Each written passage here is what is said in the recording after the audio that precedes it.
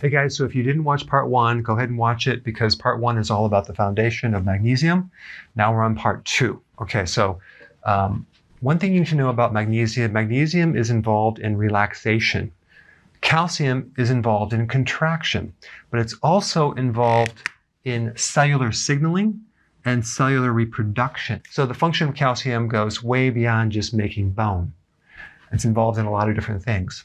But as far as the interaction in minerals, when you have low magnesium, you're going to have high calcium. They kind of work opposing each other. So if you're high in calcium, you're going to cause a magnesium deficiency. Okay? So they kind of teeter-totter. Now, when you're low in magnesium, you'll actually be low in potassium because they work very closely together. They don't oppose each other. They work with each other. And if you're low with potassium, you have low magnesium. So how does this relate? So let's say, for example, you're taking a supplement, a straight, pure potassium supplement without magnesium.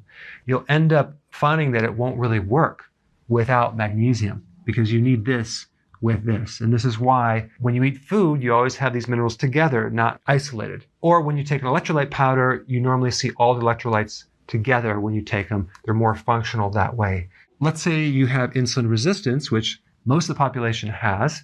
You'll end up with a magnesium deficiency, you'll have excess calcium, and you'll have low potassium. Okay, now let's talk a little bit more about calcium. Now we have the inside of the cell, and we have the outside of the cell. As far as this electrolyte calcium, you have 10,000 times more concentrated calcium on the outside of the cell than you do on the inside of the cell.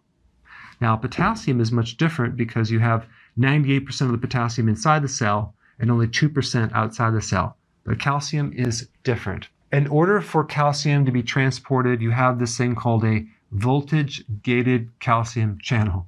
This is basically just a gate or a door to allow calcium to go in and out, and also it controls other things as well. You need calcium to even produce insulin from the pancreas. So it's involved in a lot of different functions, including signaling certain things.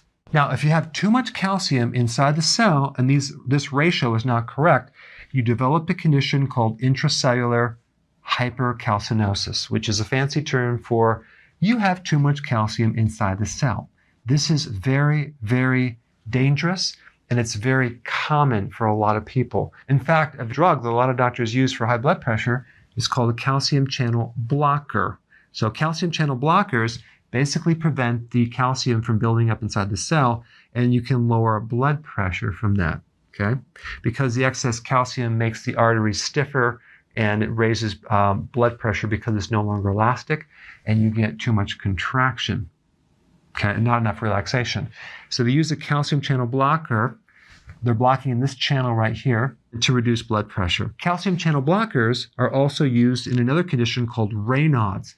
And that's a condition where the circulation at the end of your fingertips is really bad and poor, where you get this like almost purple because the smooth muscle is restricting blood flow to the end of the fingertips, especially if you're going outside in the cold or you touch something really cold.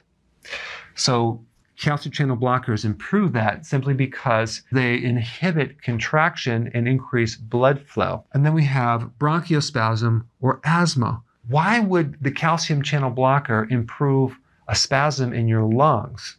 Well, simply because it inhibits contraction in the smooth muscle in your lungs, okay? And you can breathe better. So if you have too much calcium that builds up inside the cell, you can have all sorts of issues. High blood pressure, you can develop anxiety, bipolar, migraines, myofascial trigger points. That would be trigger points. Let's say you have certain knots around the body, like someone presses on them and it's very painful. Inflammation, cancer, because of the cell signaling problem, diabetes. We've talked a little bit about insulin resistance, neurodegeneration, degenerative joint disease. There are just so many problems that can occur if you have an imbalance of calcium with too much calcium inside the cell. And when you go to the doctor and get your calcium tested, they don't actually check the calcium inside the cell. They may just focus on the calcium outside the cell.